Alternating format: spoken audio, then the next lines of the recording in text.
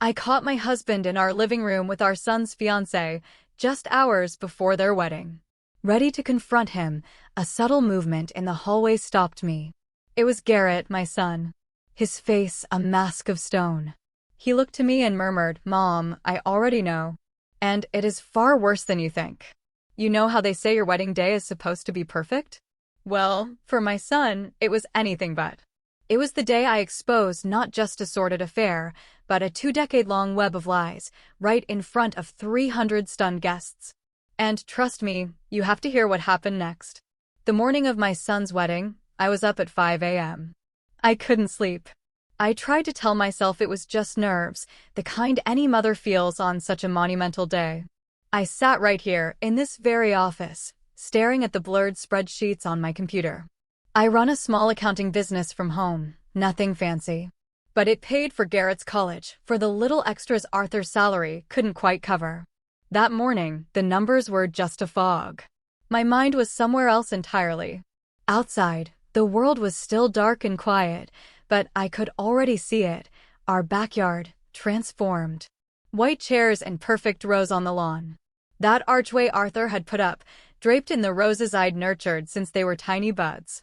I'd personally checked the string lights 3 times, making sure not a single bulb was out. Everything had to be perfect. Our son, our Garrett, deserved a perfect day. 25 years of marriage to Arthur. 23 years of raising Garrett. I'd poured my entire life into this family. I was the steady hand, the planner, the one who remembered dentist appointments and birthdays, who made sure the bills were paid on time. Arthur? He was the charmer, the life of the party, the one everyone loved. I was the foundation he stood on. And for a long time, that was enough for me. But lately, something had felt off.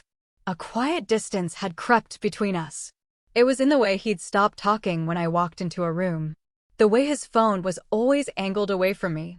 When I'd ask if something was wrong, he'd just laugh it off. "Stressed at work, honey," he'd say. "Big promotion on the line." I chose to believe him. What else could I do? You don't throw away 25 years of history over a feeling. The soft click of the office door snapped me back. It was Garrett, my son, standing there in his pajamas, a coffee mug in his hand. He looked absolutely exhausted, dark circles under his eyes. At 23, he had my practical nature, but his father's handsome features. "Mom, you've been up for hours," he said, his voice quiet. "The wedding isn't until 4. Just want everything to be perfect for my boy," I said, forcing a cheerful smile as I closed my laptop. "Your father's still sleeping." "He left early," Garrett said, an odd note in his voice. He walked over, sat on the edge of my desk, suddenly looking much younger than his years. "Something about picking up a gift for Brenda's parents." I frowned. That was news to me. "Mom," he hesitated. "Can I ask you something?" I turned my chair to face him fully. In the harsh glow of my desk lamp, his worry was plain as day. "What's eating at you, sweetheart?" He took a deep breath. "Do you think Brenda really loves me?" The question hit me like a physical punch. Brenda. His fiancée. Ambitious, beautiful, a junior architect from a family with old money and connections. On the surface, she was everything we'd ever wanted for Garrett. But I'd had my own private doubts. I'd seen the way her eyes would sometimes glaze over when Garrett talked about his passions, the way she'd check her phone during family dinners. "Why would you ask that, honey? It's your wedding day." "I know, and maybe it's just cold feet," he mumbled, staring into his coffee. "But sometimes when she looks at me, it feels like she's looking right through me, like I'm just a box she needed to check off on her way to the perfect life." He paused. "And lately, she's been spending so much time with Dad. They're always talking about finances, investments. She says he's mentoring her." I wanted to tell him about the things I'd noticed, too. How Arthur's eyes followed Brenda around the room. How he always found excuses to help her with her coat or refill her drink. How he knew exactly how she liked her coffee, 2 sugars, splash of cream, without ever having to ask. But instead, I reached out and squeezed his hand. "Wedding jitters are normal, honey. Marriage is the biggest step you'll ever take." "It's not just jitters, Mom," he said, his voice cracking. He finally looked at me, his eyes filled with a pain that absolutely terrified me. I think she's in love with someone else. I froze. My blood turned to ice. What makes you say that? Little things, he whispered. The way she lights up when Dad calls. How she always asks about him first when she comes over. Yesterday, I saw them in the garden, just talking. And the way he looked at her, it wasn't how a father-in-law should look at his son's fiancée. A hot flash crawled up my neck. I forced my voice to stay steady. Garrett, that's a very serious accusation. I know, he said, his shoulders slumping. And I hope I'm wrong. God, I hope I'm wrong. Before I could answer, the door swung open again. It was Arthur. He was already dressed in a crisp shirt and slacks, looking immaculate as always. There are my two favorite people, he boomed, his smile not quite reaching his eyes. He seemed surprised to see Garrett there. Big day, son. You should be getting ready. He turned his attention to me. And you, Lorraine, you're going to exhaust yourself. Brenda just called. She's going to stop by around 10 to discuss some last-minute details about the seating chart. I saw Garrett's expression tighten. What details? He asked. Oh, just making sure her parents aren't sitting next to your Uncle Robert after the political argument last Christmas, Arthur said with a breezy wave of his hand. You know how particular her family is. We should probably discuss it privately. Politics and all that. Of course, Garrett said, his voice flat. Can't have the wrong people sitting together. The tension in that room was thick enough to cut with a knife. I watched my husband and my son, and I knew deep in my gut that Garrett wasn't wrong. Something was terribly, horribly wrong. After Arthur and Garrett left my office, a cold dread settled over me. I was supposed to have a final call with the caterer at 10:30, a call I had been planning for weeks. I picked up the phone, my hand trembling slightly, and called them. I told them I had a family emergency and needed to reschedule. It was a lie. The truth was, I had cleared my entire morning. I couldn't shake Garrett's words, or the sick feeling Arthur's fake cheerfulness had given me. Something was happening in my house today. And for the first time in 25 years, I intended to find out what it was. I spent the next 2 hours pretending to be busy. I tidied up the kitchen, which was already spotless. I rearranged the floral centerpieces on the dining room table. Every sound made me jump. Every passing car made my heart hammer against my ribs. It felt like I was an actor in a play, going through the motions of being the happy mother of the groom, while my insides churned with anxiety. At exactly 10 o'clock, a sleek white BMW pulled into our driveway. Brenda's car. I watched from the kitchen window as she got out. Even in simple jeans and a blouse, she looked like she'd stepped out of a magazine. She walked up to the front door with the easy confidence of someone who knew she belonged. My heart was pounding so hard I could hear it in my ears. I slipped out the back door and crept around the side of the house, crouching behind the large hydrangea bushes that lined our living room windows. I felt ridiculous, like a spy in my own home. But the need to know, the need to either confirm my fears or put them to rest, was overwhelming. Through the large bay window, I could see them. Arthur had let her in, and they were standing by the fireplace, the very spot where we took family photos every Christmas. He was handing her a drink. I couldn't hear their words, but their body language spoke volumes. They were standing close. Too close. His hand was resting on the small of her back. It was a casual gesture, one that could be easily explained away, but it lingered there just a second too long. My hands clenched into fists, my nails digging into my palms. 25 years. We had built a life in this house. We had read bedtime stories to Garrett on that very couch. We had hosted countless family holidays in that room. And now my husband was standing there, caressing another woman, our son's fiancée, on our son's wedding day. I was about to stand up, to storm inside and confront them right then and there. I didn't care about the scene. I didn't care about the wedding. All I cared about was the searing betrayal I was witnessing. But then I noticed a movement in the upstairs hallway, a shadow in the reflection on the glass. I looked closer. It was Garrett.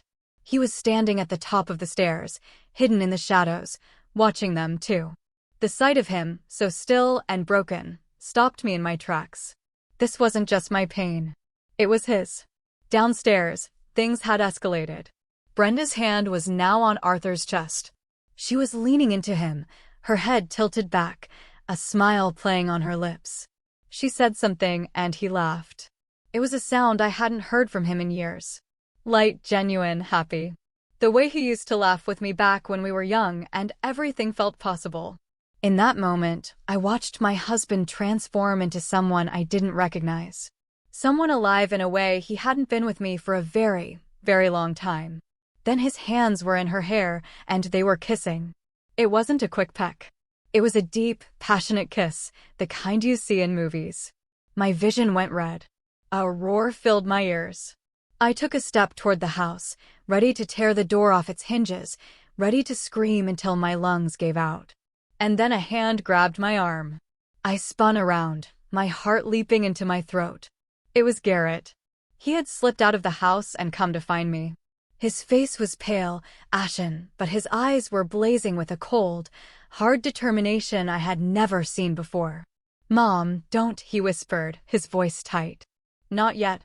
Garrett, this is," I choked on the words. I couldn't even say it.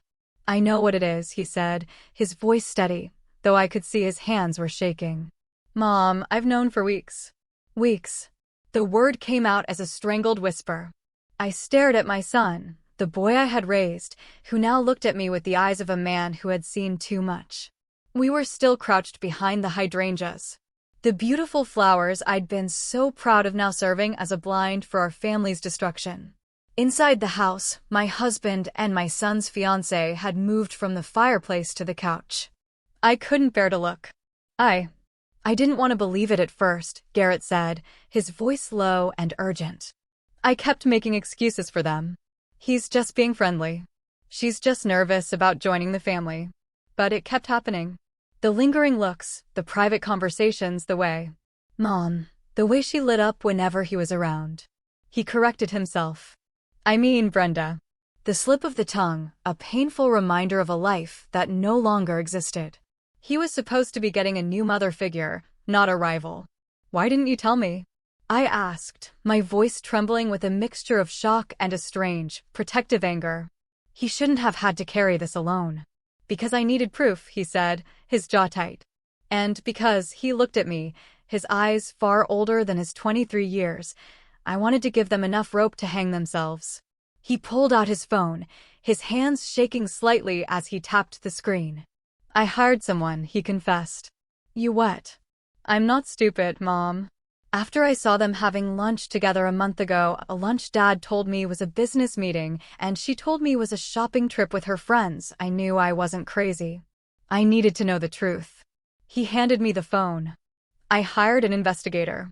My breath hitched. "An investigator? Garrett? The money." "Don't worry about the money," he said grimly. "It was worth every penny." The first photo on the screen showed Arthur and Brenda entering the Riverside Hotel downtown. The timestamp read 3 weeks ago on a Tuesday afternoon when Arthur was supposedly at a regional sales conference. The second photo showed them leaving together 2 hours later, looking flushed and disheveled. "There are 17 different occasions," Garrett said quietly as I scrolled through a gallery of betrayal. Photos of them at dimly lit restaurants across town. Photos of them in a private parking garage, pressed against the side of Arthur's car. Photos of them laughing, holding hands, living a completely different life behind our backs. I felt sick. The sheer scale of the deception was breathtaking. This wasn't a one-time mistake. This was a calculated, long-term affair. I started to stand up again, a fresh wave of rage washing over me. "We're going to stop this," I said, my voice like steel. "Right now." "No." Garrett's voice was sharp, pulling me back down. "Mom, trust me. I have a plan." "A plan?" "Garrett, this is insane. We can't just let the wedding." "We absolutely can," he interrupted, his voice carrying an authority I'd never heard before. "And we will." "Mom, think about it. If we confront them now, what happens? They'll deny it. They'll twist it. Dad will say, you're being hysterical, that you're misinterpreting things. Brenda will cry and play the victim. They'll turn it all around on us." He was right. I could already hear Arthur's smooth, placating voice. "Lorraine, you're overreacting. She's a nervous young woman, and I was just offering her some fatherly advice. So, What are you suggesting? I whispered, my anger giving way to a cold, terrifying clarity. Garrett's smile was a chilling, unfamiliar thing. Public humiliation, he said, the words hanging in the air between us. Complete and total destruction of their reputations. Legal consequences. We don't just end this, Mom. We make sure they can never, ever do this to anyone again. I stared at my son. When had he become so calculating, so ruthless? Then I looked back through the window. I saw my husband, the man I had loved and trusted for a quarter of a century, begin to unbutton Brenda's blouse on the couch where we had built our family. And in that moment, I knew the woman I used to be, the forgiving, understanding wife, was gone. She had died right there in the dirt behind the flowers she had so carefully planted. Tell me the plan, I said. That evening was one of the strangest of my life. Arthur came home acting like nothing had happened, asking about the final arrangements with the caterer. Brenda had left hours earlier, and he was the picture of the doting husband and proud father. He talked about his speech for the reception, about how proud he was of Garrett. The hypocrisy was so thick I could barely breathe. I just nodded and smiled, a hollow shell of myself, while inside I was screaming. After Arthur went to bed, Garrett and I met in my office. The door was locked. The blinds were drawn. It felt like a war room. And in many ways, it was.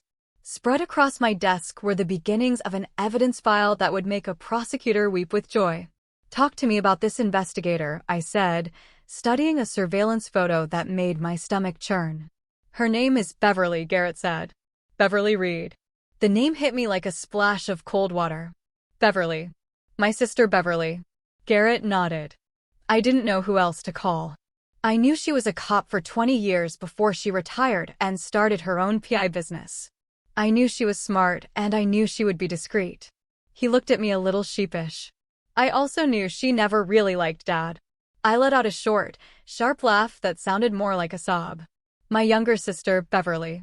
We were close, but I hadn't told her about the growing distance with Arthur.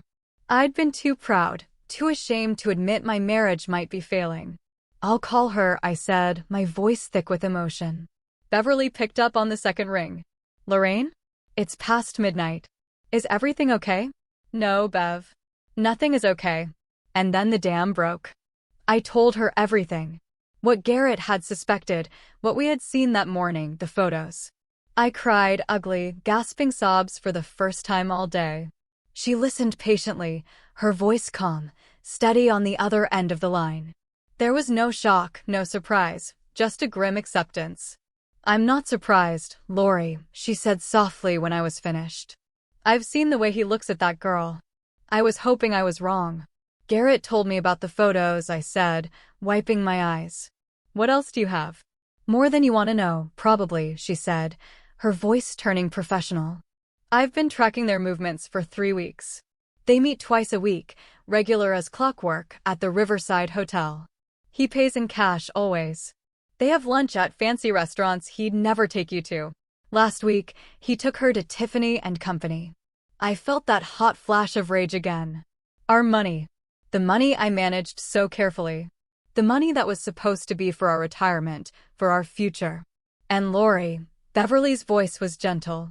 There's more. Something bigger. I've been looking into Arthur's finances, trying to figure out where all this cash for the hotel rooms and gifts is coming from. He's been sloppy. What did you find? I asked, dreading the answer. There was a long pause on the other end of the line. It's not just Brenda, she said, her voice heavy. This isn't the first time. I found a series of regular monthly payments going back 15 years, always to the same person, a woman named Victoria Sterling. The name meant nothing to me. Who is that? I did some digging. She was a junior associate at his old firm back when Garrett was a kid. She left abruptly about 15 years ago. The payments started a few months after she left. Beverly took a deep breath. Lorraine, she has a daughter. A 15-year-old girl named Haley. I ran a background check. The father isn't listed on the birth certificate, but I'd bet my license that Arthur is her father. The phone felt heavy in my hand. I couldn't breathe. A daughter. A whole other child. 15 years of lies. 15 years of a double life. The secret trips, the unexplained expenses, the emotional distance, it all clicked into place with horrifying clarity. "I have to know for sure, Bev," I whispered. "I know," she said. "I'll handle it. But Lorraine, you need to be prepared. When this comes out, it's going to be a nuclear bomb." "I know," I said, my voice cold and hard. "That's exactly what we're counting on." The 24 hours leading up to the wedding were a blur of calculated deception. I moved through the preparations like a ghost, my body on autopilot while my mind raced. I smiled at relatives. I approved the final seating chart with the wedding planner. I even helped Arthur with his tie, my fingers brushing against the silk fabric while I imagined tightening it around his neck. Every interaction was a performance. Every polite word was a lie. Beverly worked quickly. She was a professional, and this was now personal. She told me she had a contact at a private lab. "It's a long shot, Lori, but if we can get a clean DNA sample from Arthur, we can get a preliminary, non-legal comparison against a sample from the girl." That night, after Arthur was asleep, snoring softly beside me in the bed we had shared for a quarter of a century, I crept out of the room. My heart pounded with every creak of the floorboards. I went into the bathroom and took his toothbrush from its holder. My hand was shaking so much I almost dropped it. It felt like the ultimate violation. But what was this compared to the violations he had committed against me, against our family? I placed it carefully in a plastic bag and left it in the mailbox for Beverly to pick up before dawn. The next day, while the house buzzed with the chaotic energy of florists and photographers, Beverly called. "I've got more on the money," she said, her voice grim. "It's worse than we thought." We met in my car, parked on the street from the house, the only place I felt safe to talk. She opened a laptop and turned it towards me. On the screen was a spreadsheet, a dizzying array of numbers and dates. "I did a full workup on your joint accounts, your retirement funds, everything," she said, pointing to a highlighted column. "Look at the pattern. For years, Arthur has been making regular cash withdrawals. Small amounts, 500 here, 700 there, never more than 1,000 at a time, always from different branches." "I thought that was for his hobby," I said numbly. "He always told me he was investing in rare coins, something that required cash transactions." "Another lie. His hobby was named Brenda," Beverly said dryly. "He used the cash for the hotel rooms, the expensive dinners, the gifts, that Tiffany's necklace. He paid for half of it in cash. But that's not the worst part." She clicked on another tab. "He's been borrowing against your 401k. I stared at the screen. There it was in black and white. A series of loans taken out against the retirement account I had so diligently contributed to from my own small business. The account that was supposed to be our safety net, our security for old age. He had drained nearly $60,000 from it over the past 18 months. "How?" I whispered. "He would have needed my signature." "He forged it," Beverly said quietly. "I compared the signature on the loan documents to your signature on your tax filings. It's a good forgery, but it's not yours." I felt a wave of nausea. This went beyond cheating. This was theft. He wasn't just breaking my heart. He was systematically dismantling our future, piece by piece, to fund his sordid affair. He was stealing from me, from the college fund we built, from the life we were supposed to share. He was gambling with my entire future. "And Brenda?" I asked, my voice barely audible. "She's no innocent victim," Beverly said, her eyes hard. "I'll get to her. But first, there's something else." She hesitated, then handed me a large manila envelope. "The preliminary DNA results came back this morning." My hands began to shake as I opened it. I scanned the page, the scientific jargon blurring together, until I found the conclusion at the bottom of the page. Probability of paternity 99.999%. I stared at the words until they burned into my memory. Haley Sterling was Arthur's daughter. 15 years. 15 years of loving him, trusting him, building a life with him, while he had another child, another family, hidden in the shadows. I leaned my head against the steering wheel, the leather cool against my hot forehead. I didn't cry. I was beyond tears. A strange, terrifying calm settled over me. The grief was still there, a massive, gaping wound in my chest. But now it was accompanied by something else. A cold, hard resolve. He wasn't just going to lose his wife. He was going to lose everything. Sitting in the car with my sister, the flimsy piece of paper in my hand felt heavier than a tombstone. It was the death certificate for my marriage, for the life I thought I had.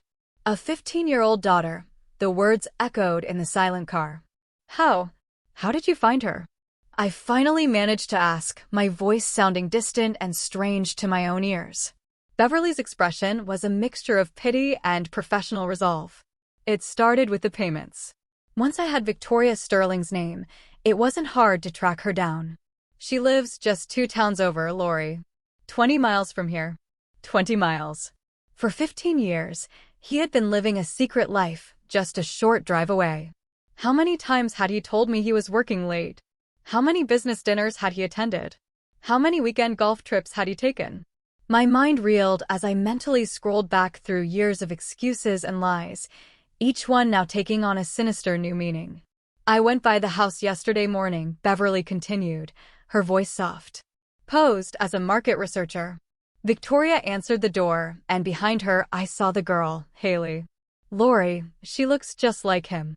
Same eyes, same smile. It's unmistakable. I pictured it. A teenage girl, an innocent in all of this, who looked like my husband, a sister my son never knew he had. The thought was so surreal, so monstrous, that I couldn't fully process it. My family wasn't just broken, it was a fraud. It was a carefully constructed lie that I had unknowingly helped maintain for more than half my life. Does Victoria know about me, about Garrett? I asked. I can't say for sure, Beverly admitted. But from the way she lives, nice house in a good school district, but no flashy career, it's clear Arthur is her primary source of financial support. She has every reason to keep things quiet. He wasn't just paying child support, Lori. He was funding her entire life with my money. With our money, the money from my accounting business, the money from our joint savings, the money he had stolen from our retirement. The betrayal was so deep, so multi-layered. It felt like I was drowning. It was a systematic plundering of my life's work, my trust, and my future. I handed the DNA report back to Beverly. Put it with the rest of the evidence, I said, my voice devoid of emotion. I was numb. The shock was so profound, it had short-circuited my ability to feel anything but a cold, heavy emptiness. I thought about this girl, Haley. What kind of man tells his daughter that he can't acknowledge her? What kind of man raises one child in the light while keeping another hidden in the dark? The cruelty of it, not just to me and Garrett, but to this innocent girl, was staggering. What about Brenda?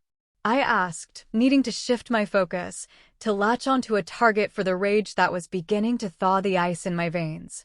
You said there was more about her. Beverly nodded, her expression hardening again. Right, Brenda. Let's talk about the fiancé. She turned the laptop back towards me and opened a new file. She's not just sleeping with your husband. She's been embezzling from her law firm. The words took a moment to register. What? She's a junior partner at a small, but prestigious firm downtown, Beverly explained, pulling up documents that looked like internal financial reports.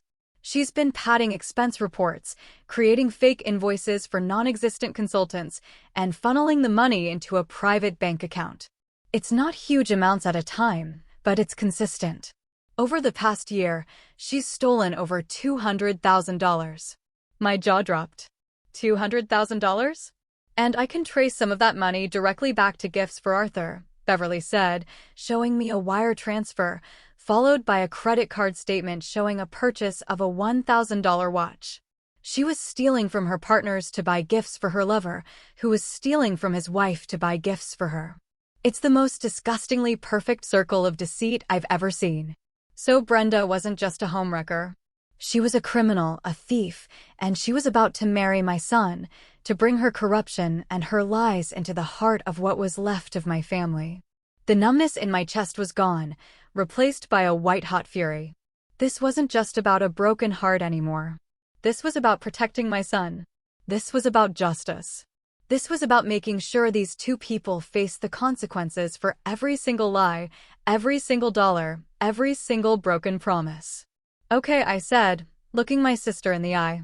The plan for the wedding. Let's go over it one more time. I want it to be perfect.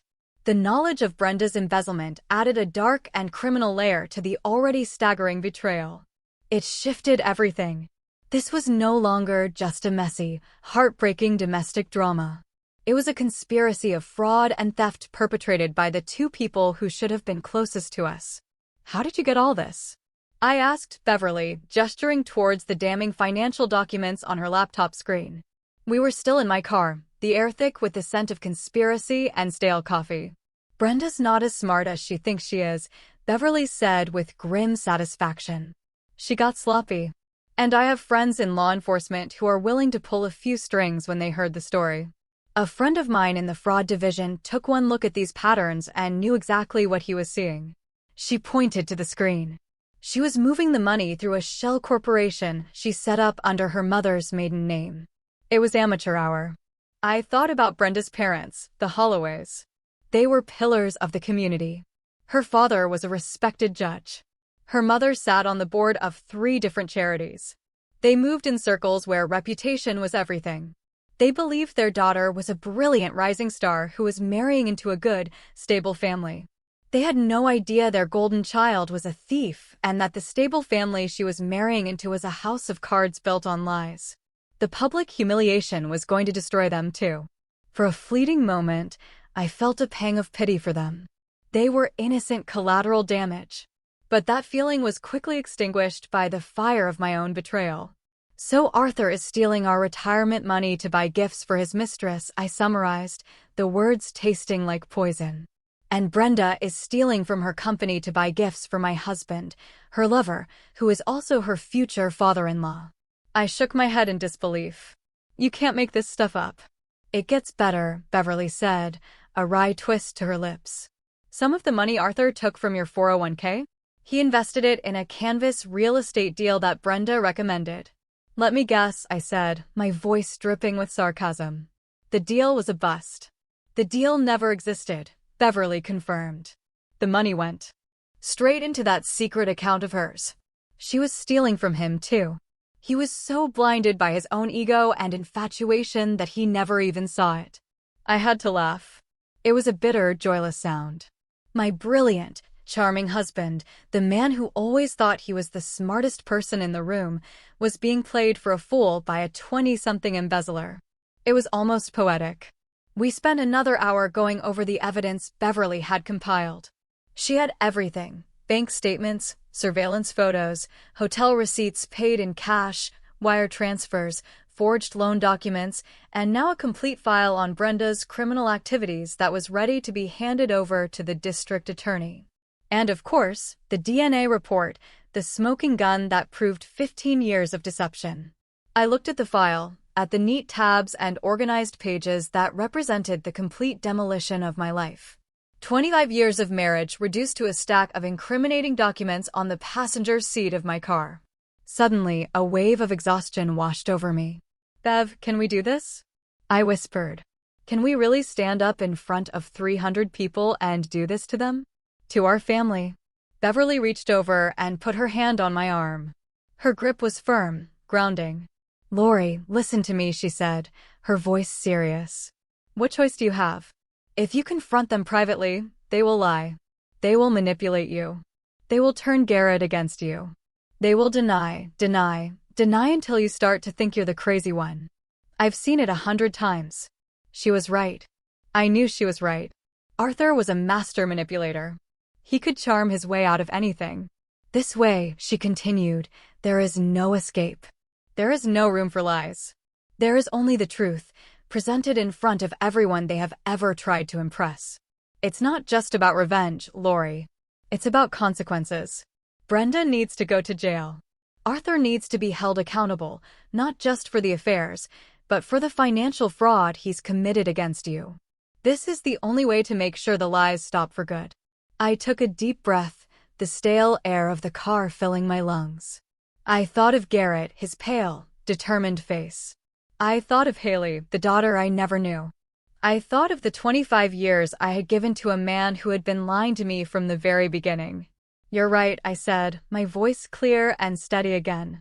It's the only way. I started the car. Let's go. We have a wedding to prepare for. The final hours before the wedding were the most surreal of my life. I went back into the house and resumed my role as the calm, happy mother of the groom. I felt a strange sense of detachment, as if I were watching a movie of my own life. I saw myself laughing with my cousins, complimenting my sister-in-law on her dress, and reassuring the caterer that everything looked wonderful. On the inside, I was a coiled spring of tension and grief. But on the outside, I was the picture of maternal pride.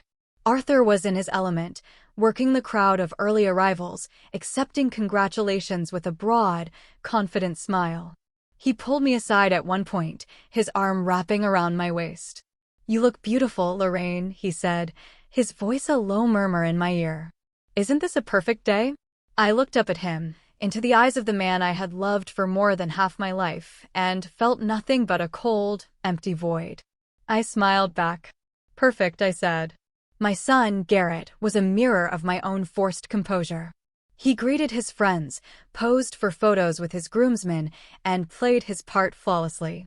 But whenever his eyes met mine across the crowded lawn, I could see the same steel resolve reflected there. We were in this together. We were soldiers, waiting for the signal to attack. The plan was simple, and Beverly had rehearsed it with us until we knew it by heart.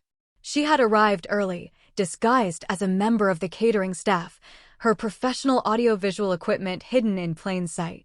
She had connected her laptop to the large projection screen that we had rented, which was supposedly for a sentimental photo slideshow of Garrett growing up. No one suspected a thing.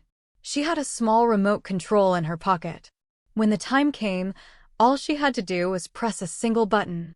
I had my own role to play.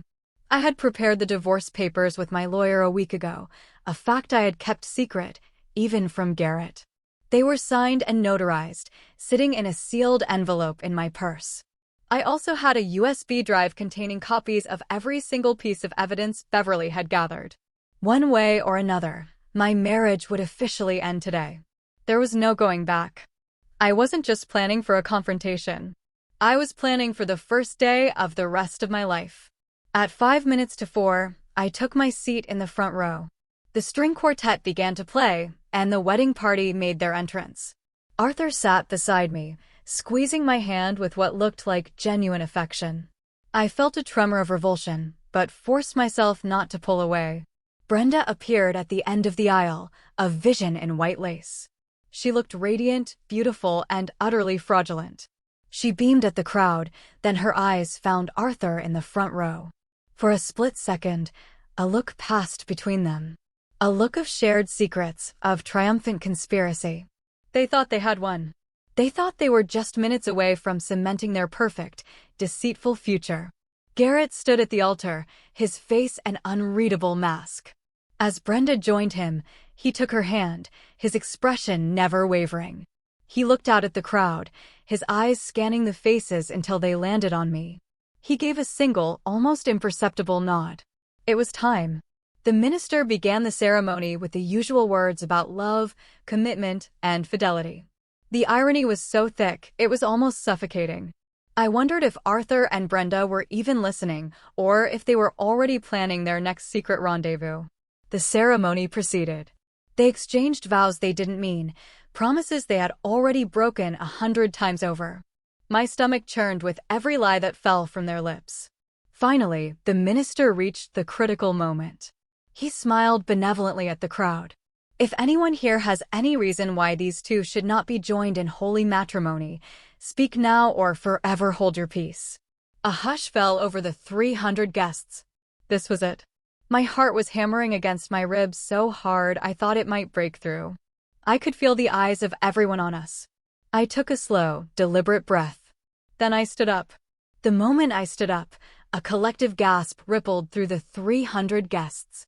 The air, which had been filled with the gentle strains of the string quartet and the warm afternoon breeze, suddenly became thick and silent. Every head in the backyard turned towards me. I could feel their confusion, their shock, their curiosity, like a physical force. Arthur, sitting beside me, went rigid. "Lorraine, what are you doing?" he hissed, his hand grabbing my arm. "Sit down. You're making a scene." I shook his hand off as if it were a venomous snake. I looked past him, my eyes locking onto my son, Garrett, who stood at the altar, his face pale but resolute. He knew this was coming. We had planned this. Then I looked at Brenda, whose radiant smile had frozen into a mask of confused horror. "I'm sorry, everyone," I said, my voice clear and surprisingly steady. It carried across the silent lawn. "I apologize for the interruption, but I believe the minister asked if there was any reason why this marriage should not proceed." I paused, letting the weight of my words sink in. "And I do. I have a reason." A wave of murmurs swept through the crowd. I saw Brenda's father, the judge, starting to rise from his seat. A look of thunderous indignation on his face. "Mrs. Carter, what is the meaning of this?" he boomed. "The meaning, Judge Holloway," I said, turning to face him, "is that your daughter is about to marry my son under false pretenses. And I think you and everyone else gathered here today deserves to know the truth." I pulled the small remote control from my purse. It was the remote Beverly had given me. My thumb hovered over the single red button. "The truth?" Arthur sputtered, his face turning a blotchy red. "Lorraine, have you lost your mind? You are embarrassing our son." "No, Arthur," I said, turning my gaze back to him, my voice dropping to an icy calm. "You are the one who has embarrassed our son. You and your mistress." With that, I pressed the button. Behind the altar, the large screen that was supposed to be showing a slideshow of Garrett's baby pictures flickered to life. The first image to appear was a crystal-clear surveillance photo of Arthur and Brenda locked in that passionate kiss in our living room.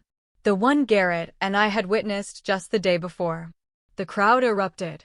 There were shrieks, shouts, people standing up to get a better look. I saw Brenda's mother clutch her chest, her face ashen. "But that's not all," I continued, my voice somehow carrying over the chaos. "You see, this wasn't just a one-time mistake. This has been going on for months." The screen changed. A new photo appeared. Arthur and Brenda entering the Riverside Hotel, the timestamp clearly visible. Then another and another. A collage of their secret meetings, their clandestine lunches, their lies laid bare for all to see. Brenda was stammering, trying to deny it, but her voice was lost in the uproar. Arthur was on his feet shouting, "This is fake. These are photoshopped. Lorraine is having a breakdown." "Am I, Arthur?" I asked calmly. "Then perhaps you can explain this." The screen changed again.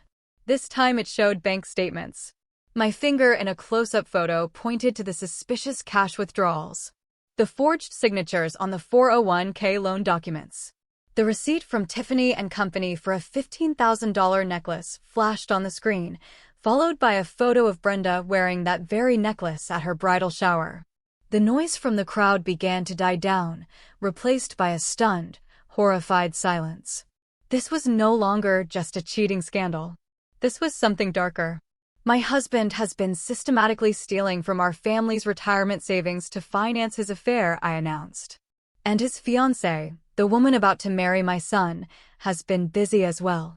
The next slide showed the evidence of Brenda's embezzlement from her law firm, the fake invoices, the wire transfers. I could see her partners in the fourth row, their faces turning from confusion to pure fury. And then I delivered the final, devastating blow. "But the best part," I said, my voice turning to ice, "the real heart of the deception that has defined my marriage, is that my husband's lies didn't start with Brenda." The DNA test results filled the screen. The words "probability of paternity 99.999% displayed in huge, bold letters. Below it was a photo of a pretty, smiling 15-year-old girl. "This is Haley Sterling," I said, my voice shaking with 15 years of repressed pain. "She is Arthur's daughter. A daughter he has kept hidden from me and from his own son for her entire life." The silence that followed was absolute. 300 people, staring at the evidence of a betrayal so complete, so devastating, that even the most seasoned gossips were rendered speechless.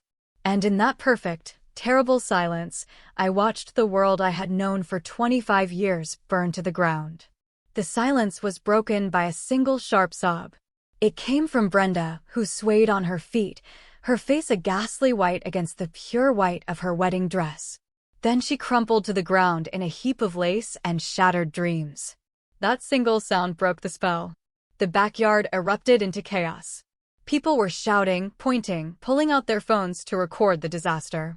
Brenda's mother rushed forward to her fallen daughter, while her father, the judge, just stood there, his face a mask of disbelief and utter humiliation.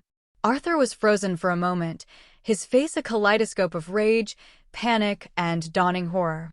He looked from the screen to me, to the stunned faces of his friends and colleagues. He was trapped. There were no lies, no smooth words that could get him out of this. His carefully constructed world had been publicly and irrevocably demolished. Then he did the only thing a coward could do. He ran. He bolted, pushing through the stunned crowd, knocking over a rack of champagne glasses as he scrambled towards the parking area. He was actually trying to flee the scene of his own life's implosion. But Beverly was waiting for him. My sister, still in her catering uniform, stepped out from behind a large oak tree that bordered our property. She was a small woman, but she moved with the confidence of a seasoned cop. As Arthur barreled past, she stuck out her foot. It was a perfectly executed trip. Arthur went down hard, hitting the manicured lawn and skidding a few feet in his expensive wedding suit. "Going somewhere, Arthur?" Beverly asked mildly, strolling over to where he lay sprawled and gasping. By now, Garrett had left the altar and was by my side. He put a steadying arm around me. Brenda was back on her feet, supported by her weeping mother, and she was pointing a shaking finger at me. You planned this," she shrieked, her voice raw with hysteria. "You planned this whole thing to ruin my life." "No, Brenda," Garrett said, his voice cold and clear, cutting through her hysterics. "You ruined your own life. You and him." He gestured towards his father, who was now being helped to his feet by Beverly. "Let me go," Arthur demanded, trying to pull his arm from my sister's firm grasp. "Can't do that, Artie," Beverly said, using a childhood nickname that made him flinch. "You see, I'm a licensed private investigator, and I have reason to believe you've committed multiple felonies, including financial fraud. But don't worry, we're not here to talk about you right now." She looked over his shoulder. "My business is with her." Two uniformed police officers were walking calmly through the parting crowd. They weren't here for Arthur's fraud. That would be a civil matter for my lawyer to handle. They were here for Brenda.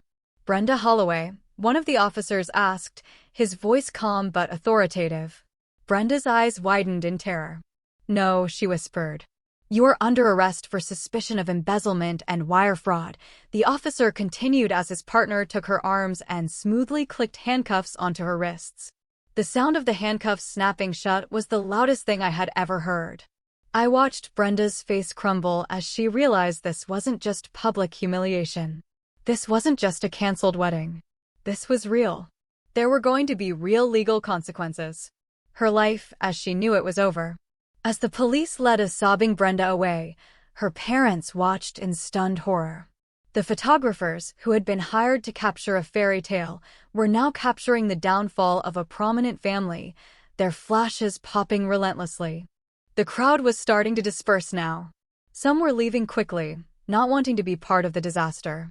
Others were lingering, whispering in shocked huddles, their phones still held up, recording everything. In the midst of the chaos, I finally felt the strength go out of my legs. Garrett held me up. "It's over, Mom," he whispered. "It's finally over." I looked around at the wreckage of the perfect day I had planned. It was a disaster. It was a nightmare.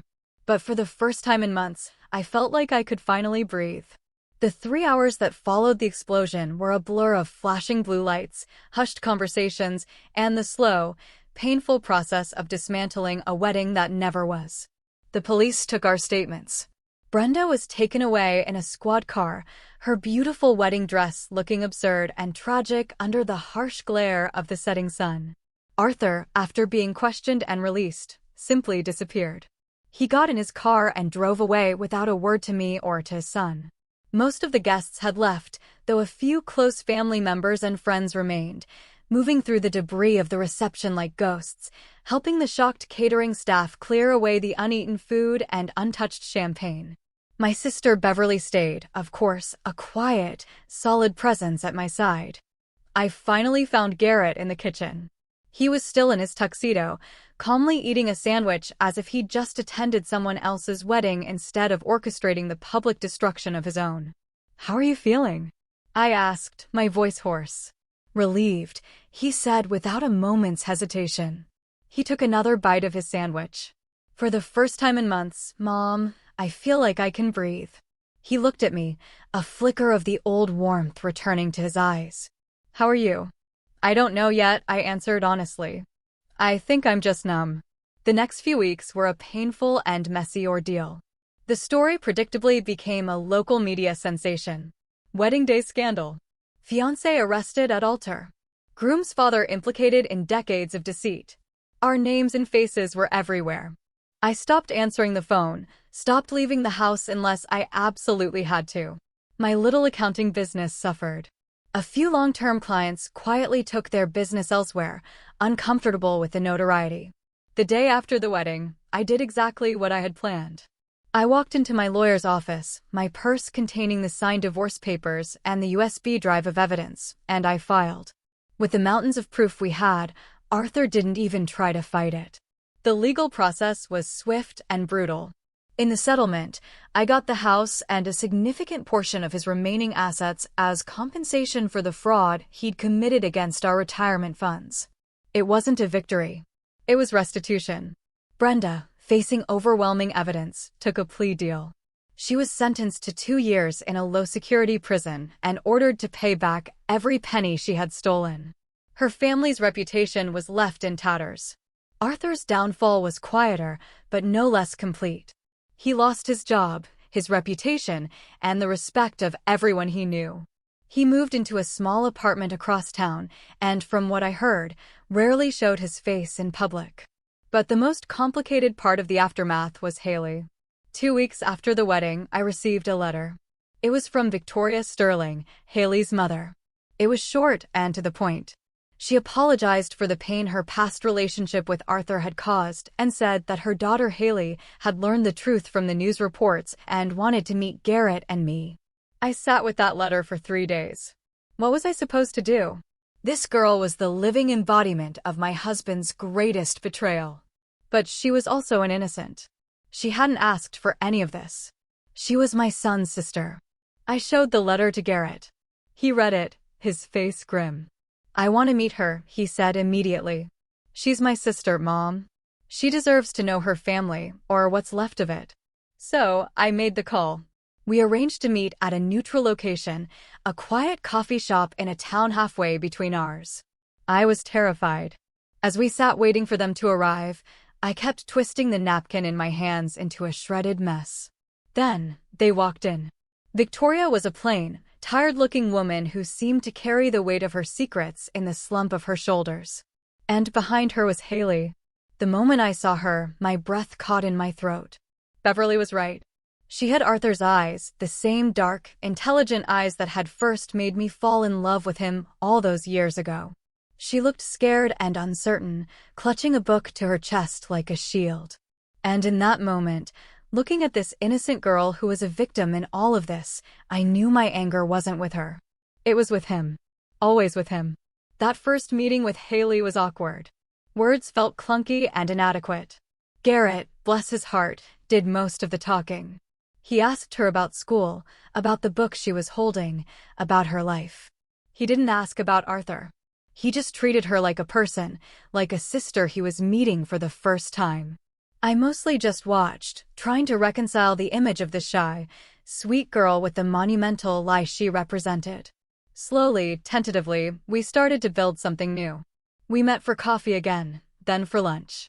Garrett and Haley started texting, discovering a shared love for old movies and spicy food. I found myself looking forward to seeing her, to hearing about her life. She was bright and funny and kind. She was an innocent soul caught in the wreckage caused by our parents. A year passed. Life settled into a new, unfamiliar rhythm. The divorce was finalized. The media storm died down, replaced by newer, fresher scandals. I poured my energy into rebuilding my business, and slowly my clients started to come back. I sold the big family house with its backyard full of ghosts and bought a smaller, more manageable townhouse for myself. It was quiet. It was peaceful. And it was mine. Garrett, after months of therapy to work through the trauma of the betrayal, was thriving. He'd quit his corporate job and gone back to school to pursue his real passion, landscape architecture. He was designing beautiful spaces, creating order and beauty out of dirt and stone. A fitting metaphor for what he was doing with his own life. He was dating a lovely young woman, a librarian who was kind and genuine and looked at him like he was the only person in the world. And Haley. Haley had become a part of our lives. She would come over for dinner every other Sunday. She and Garrett had developed a real sibling bond, teasing each other and talking for hours. I found myself feeling a fierce, protective love for her. She wasn't a symbol of betrayal anymore. She was just Haley, my son's sister, and in a strange way, a part of my family. One evening, about a year after the wedding that wasn't, I was sitting in the living room of my new home when the doorbell rang. It was Arthur. I hadn't seen him or spoken to him since the day he'd driven away from our ruined reception. He looked diminished, older, grayer. The confident swagger gone, replaced by a deep-seated weariness. He asked if he could come in. I hesitated, then stepped aside. He told me he was in therapy. He said he was trying to understand why he had done the things he had done. He apologized. He said he was sorry for the lies, for the betrayal, for the pain he had caused me, Garrett, and Haley. I listened, and I knew. He meant it. But an apology couldn't erase 25 years of deception. I forgive you, Arthur, I said. And I was surprised to find that I meant it. Not for you, but for me. I can't carry that anger around anymore. It's too heavy. I looked him in the eye. But I will never trust you again. And we can never go back. He nodded, a flicker of tears in his eyes. I know, he whispered. And then he left. That night, as I was getting ready for bed, I found myself thinking about the woman I was a year ago, crouched in the dirt behind the hydrangeas. She was so broken, so lost. I wished I could go back and tell her that it would be okay. That the pain was not the end of the story. The family I had thought I had was a lie. It shattered into a million pieces on that sunny afternoon. But what we built in its place, Garrett, Haley, and me, was smaller, quieter, and imperfect. But it was honest. It was built not on comfortable lies, but on a difficult, painful, and ultimately liberating truth. We had lost everything. But in doing so, we had found something real.